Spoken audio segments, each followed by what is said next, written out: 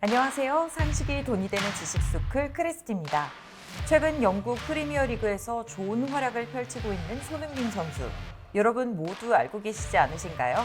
손흥민 선수는 현재 토트넘 호스퍼에서 뛰어난 활약을 펼치며 국내 팬뿐만 아니라 수많은 해외 팬들에게 사랑을 받고 있죠.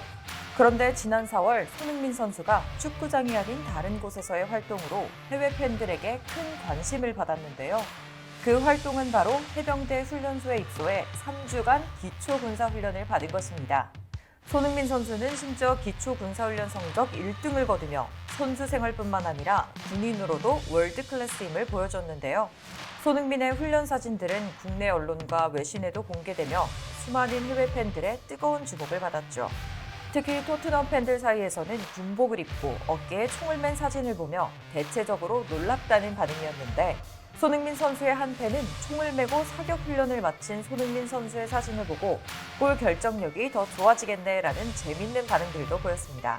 한편 영국의 언론에서는 손흥민 선수가 입소한 해병대에 관해서도 큰 관심을 가졌는데요. 대한민국 해병대는 태어나는 것이 아니라 만들어진다는 말이 있을 정도로 훈련의 강도가 매우 높은 것으로 유명하다며 귀신 잡는 해병대라는 별칭을 갖고 있는 만큼 전 세계적으로 인정받는 엄청난 전투력을 보유하고 있다고 극찬했습니다. 도대체 한국 해병대가 얼마나 무시무시한 전투력을 보유하고 있길래 세계 최초이자 세계 전투력 3위의 해병대인 로열마린을 갖고 있는 영국에서 이처럼 아낌없는 찬사를 보내는 것일까요? 영상 시작 전 좋아요와 구독하기 부탁드립니다. 전 세계가 인정하는 가치 투자자 워렌 버핏이 인정한 바로 그 책, 오른쪽 버튼을 눌러보세요. 2020년은 대한민국 해병대 창설 71주년으로 한국 해병대는 오랜 역사를 자랑하고 있습니다. 그동안 해병대는 6.25 전쟁과 베트남 전쟁 등을 거치면서 명실상부한 대한민국의 최강 병력으로 성장했죠. 규모 면에서도 세계 최강의 해병대를 보유하고 있는 미국에 이어 세계 2위의 막강한 위용을 자랑하는 것이 바로 대한민국 해병대입니다. 현재 한국은 약 28,000명의 해병대원들을 보유하고 있어 중국, 일본에 비교했을 때 2배에서 9배 이상의 해병대 전력을 보유해 압도적인 우위를 가지고 있죠. 특히나 삼면이 바다로 둘러싸인 대한민국에서 해병대 전력은 매우 중요합니다. 그렇기 때문에 대한민국의 해병대는 한마디로 국가전략기동부대의 최선봉으로서의 역할을 하는데요. 이러한 역할에 걸맞게 한국 해병대는 불가능을 모르는 전천후한 부대로 알려져 전 세계적으로 그 명성이 자자합니다. 게다가 한국의 해병대는 단순히 강도 높은 훈련과 실전을 통해 얻은 명성뿐만 아니라 무기 체계에서도 세계 2위 클래스를 보여주고 있습니다. 그렇다면 전 세계가 인정하고 대한민국의 자랑인 해병대만이 보유하고 있는 전략 무기들 탑5를 한번 살펴볼까요? 먼저 해병대 하면 생각나는 것이 있죠. 바로 상륙작전입니다. 영화 라이언 일병 구하기를 생각해보면 상륙작전을 할 때 필요한 것이 상륙정인데요. 영화에서 나오는 과거 상륙정들은 수송 병력에 대한 방어 능력이 매우 떨어졌었습니다. 하지만 지금의 한국 해병대는 보다 안전하게 바다에서 병력을 수송할 수 있도록 상륙 돌격 장갑차를 활용한 상륙작전을 펼치고 있죠. 특히 한국의 상륙 돌격 장갑차인 KAAV-7A1은 과거 미 해병대가 사용하던 LVT-P7의 화력과 방어력을 향상시킨 모델인데요. 과거 LVT-P7은 단순히 병력을 육지에서 내려주면 임무가 끝난다고 할 정도로 화력과 방어력이 현저히 떨어졌기에 다른 작전들을 할 수 없었습니다. 하지만 해병대의 임무가 단순 상륙에서 점차 내륙 진격이나 치안 유지 등으로 확대되자 미 해병대는 방어력과 화력이 강화될 필요성을 느꼈고 그 필요에 따라 개발된 모델이 바로 AAV-7A1입니다. 그리고 한국 해병대 역시 해병대의 임무 능력 향상을 위해 한국형 AAV-7A1인 KAAV-7A1을 도입하고 배치하면서 전력을 증강시켰죠. KAAV-7A1의 기본 성능은 화학 전대비 장비 및 통신 장비를 국산으로 교체한 것을 제외하면 미 해병대의 AAV-7A1과 동일할 정도로 우수한 성능을 자랑하고 있습니다. KAAV-7A1의 도입으로 한국 해병대에도 단순 상륙 임무에서만 벗어났는데요. KAAV-7A1은 육군과 공동으로 한강 도하 작전에 투입되는 것은 물론 수해 발생 시 구조용으로도 활약하면서 좋은 평판을 받고 있죠. 해병대만이 보유하고 있는 전략무기 두 번째는 바로 비치매트입니다. 상륙작전이 펼쳐지는 곳은 당연히 바닷가, 즉 모래 해안인데요. 특히 한반도 서해안은 갯벌이기 때문에 중량이 무거운 전차나 차량이 기동하기에는 매우 부적합한 환경이죠.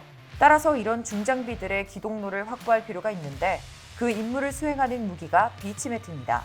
비치매트는 해병대만 운용하는 독특한 장비 중 하나로 상륙지원단의 상륙지원대가 운용하고 있습니다. 상륙지원대는 비치매트를 활용해 상륙작전 및 도하작전 간의 갯벌, 습지, 모래 지역들을 극복해서 상륙군의 중장비뿐만 아니라 병력 및 보급품의 원활한 양육이 가능하도록 만들죠. 이런 이유로 비치매트는 상륙작전에 없어서는 안 될 중요한 장비입니다. 현재 한국 해병대는 신형 비치매트인 KCR 매트 시스템을 사용하고 있는데요.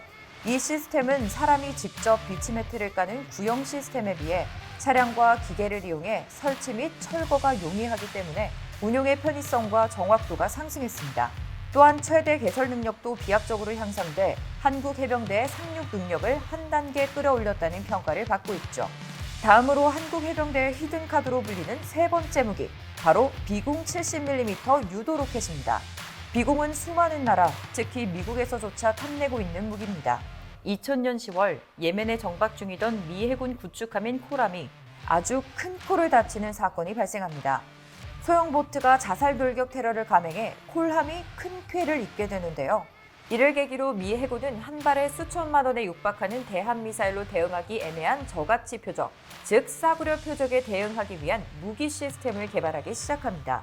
미 해군은 저가형 70mm 유도 로켓을 활용해 열 영상 탐색기, 패턴 매칭 기술들을 접목해 새로운 유도 로켓을 개발하려 했지만 생각보다 개발 비용이 너무 많이 발생해 중간에 포기하게 되죠. 그런데 그 당시 한국도 미국과 비슷한 고민을 하고 있었는데요. 북한의 공기부양정 침투에 대한 대응 수단이 필요했기 때문에 효율성과 비용 문제를 해결할 수 있는 무기 체계에 대한 연구를 진행하고 있었던 겁니다.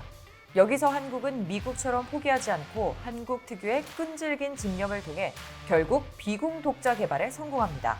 비공 유도 로켓은 최대 사거리 8km의 아주 정밀한 타격이 가능하도록 개발이 되었습니다. 특히 미국이 개발하던 유도 로켓과 달리 비냉각 탐색기를 이용한 적외선 영상 유도 방식을 사용하는데요. 이를 통해 고속수상 함정, 고속정, 공기부양정 등등 다양한 적 침투 수단에 대해 아주 효과적인 대응이 가능합니다. 여기서 중요한 점은 비공을 어떤 발사 플랫폼에서 운용하느냐였는데 한국은 역시 아주 깔끔하게 처리합니다. 한국은 36년장 발사대를 K711A1 5톤 표준 차량에 탑재하면서 비공 시스템까지 개발하는데요. 비공 시스템은 평지 및 야제에 뛰어난 기동성을 확보한 것뿐만 아니라 주야 간 단독 작전도 수행이 가능하다는 엄청난 장점도 갖고 있습니다. 또한 36년장 발사대를 통해 비공이 발사되기 때문에 여러 표적에 대한 동시 대응까지 할 수 있어 적의 선당급 병력까지 상대가 가능합니다. 심지어 비공 시스템은 함상에서도 헬기와 제트기에서도 발사가 가능하기 때문에 지상, 바다, 공중을 가리지 않고 적을 타격할 수 있는 어마어마한 능력도 가지고 있는데요. 게다가 비공은 저가치 표적뿐만 아니라 고가치 표적이라 불리는 적의 전차와 헬기 전력에도 사용할 수 있는 뛰어난 확장성과 가용성을 가지고 있습니다. 그래서 한국 해병대는 이렇게나 뛰어난 무기를 2017년부터 전력화했고 세계 최강이라 불리는 미국 해병대에서조차 부러워하고 있죠. 대한민국 해병대의 전략무기 네 번째는 상륙작전을 위한 대규모 병력과 장비를 수송할 수 있는 상륙함 전력입니다. 우리 해병대는 미 해병대의 초수평선 상륙작전의 개념을 받아들였습니다. 이 초수평선 상륙작전은 적의 관측 범위 바뀐 수평선 너머에서부터 상륙부대를 발진시키는 개념인데요. 만약 수평선 안쪽에서, 즉 육안 관측이 가능한 곳에서부터 상륙작전이 시작된다면 적이 미리 작전을 파악해 기습 효과가 떨어질 수밖에 없겠죠. 하지만 수평선 밖, 즉 지상 관측 레이더 최대 거리인 약 32km 밖에서부터 작전이 시작된다면 적이 미처 알기도 전에 기습을 할 수 있기 때문에 그 효과가 높아질 수 있는 겁니다. 이러한 개념 때문에 한국 해병대는 대규모 병력과 장비를 수송할 수 있는 상륙함 전력을 향상시키기로 계획합니다. 그래서 제작된 천왕봉급 상륙함은 한국 해병대의 오래된 구식 상륙함이었던 운봉급, 고준봉급 상륙함을 대체하기 위해 만들어졌는데요. 4,500톤급 도크형 플랫폼을 가진 천왕봉급 상륙함은 700명의 상륙병력과 다양한 전투 차량, 상륙정 세대 등을 탑재할 수 있는데 상륙정 한 대에는 병력 100명과 전차 한 대를 태울 수 있는 능력이 있습니다. 또한 천왕봉급 상륙함은 20노트로 기동이 가능하고 2대 헬기까지 탑재가 가능하기 때문에 대단히 입체적인 작전 능력을 가진 것으로 평가받죠. 바다를 통한 상륙작전으로 병력 수송도 가능하지만 헬기로도 병력 수송이 가능해 하늘과 바다 모두에서 작전이 가능한 겁니다. 게다가 천왕봉급 상륙함에는 대공 미사일을 탑재할 수 있고 개량된 자기방어 체계가 있기 때문에 과거 구식 상륙함들에 비해 모든 면에서 업그레이드된 겁니다.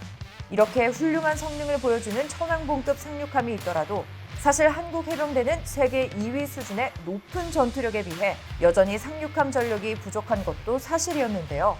또한 앞서 말한 초수평선 상륙작전을 펼치기 위해서는 공기부양정과 헬기를 동시에 운용할 수 있는 대형 상륙함의 필요성이 지속적으로 대두되어 왔죠. 그래서 등장한 것이 독도급 LPH 다목적 상륙함입니다. 독도급 다목적 상륙함은 대대급 병력과 대형 헬기 8대, 중대급 기계화장비를 탑재할 수 있는 만재 배수량 18,800톤의 대형 상륙함입니다. 독도급 다목적 상륙함의 등장으로 한국 해병대는 이제껏 가지고 있던 고민의 많은 부분을 해결할 수 있게 되었는데요. 특히 해병대가 상륙작전에 투사할 수 있는 병력의 차이는 거의 3배나 향상되었을 정도죠. 게다가 독도급 다목적 상륙함은 솔개급 공기부양정 2척을 적재하고 있어서 초수평선 상륙작전을 가능하게 만들었습니다. 뿐만 아니라 갑판 길이는 199m 혹은 31m의 항공모함과 같은 전통형 갑판을 보유하고 있어 추후 항공모함으로 변형도 가능한데요. 함수와 함미에 각각 20톤을 적재할 수 있는 대형 엘리베이터 2대를 보유하고 있기 때문에 수직 이착륙 기반 보유한다면 별다른 개조 없이 경항공모함으로 사용할 수 있는 잠재력도 있는 겁니다. 심지어 독도함의 함교 구조물인 아일랜드는 스텔스 설계가 적용되어 있고 국내에서 개발한 지휘 통제 시스템과 스마트 레이더를 통해 400km 이상의 탐지 거리와 1000개의 표적을 추적할 수 있는 뛰어난 능력을 보유하고 있습니다. 따라서 독도급 다목적 상륙함은 아군의 공중 및 해상 감시 체계와 연계해 함대 부근의 공중과 해상을 동시에 감시할 수 있고 이를 통해 전체적인 위협 상황을 분석하고 대처할 수 있습니다. 아울러 지난 2014년 8월에 이번함인 마라도함의 건조가 공식 승인되었고 2018년 5월에 진수되어 올해 해군에 인도될 예정이죠. 이번함인 마라도함까지 해군에 인도된다면 우리 해병대의 상륙 능력은 상상을 뛰어넘을 정도로 향상될 텐데요. 독도함과 마라도함을 통해 이제 동해와 서해 두 바다에서 동시에 작전을 펼칠 수 있는 능력을 확보하게 되는 겁니다. 대한민국 해병대가 자랑하는 전략무기 5번째는 바로 무적의 해병대원들입니다. 현재 대한민국은 약 28,000명의 한국 해병대원들을 보유하고 있는데요. 거듭해서 말씀드리지만 세계 최강이라 불리는 미국에 이어서 대한민국 해병대는 세계 2위의 규모를 자랑하고 있습니다.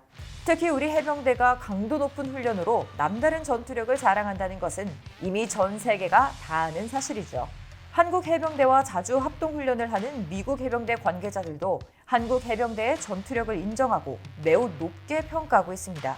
특히 해병대는 그 자체만으로도 전략적 가치가 매우 높은 부대인데요. 유사시 해병대는 북한의 육군을 고착시키고 제공권과 제해권을 장악한 후 전선을 우회해 적 후방의 제2전선을 형성하는 임무를 수행합니다. 이를 통해 적은 진퇴양난에 빠져 악몽을 겪을 수밖에 없는데요. 그렇기 때문에 적들의 입장에서는 한국의 대규모 해병대의 존재만으로 후방 해안 지역의 상당수의 수비 병력을 항상 주둔시켜야 하죠. 즉, 한국 해병대의 존재감만으로도 적의 가용 전력을 감소시키는 대단한 효과까지 얻을 수 있는 겁니다.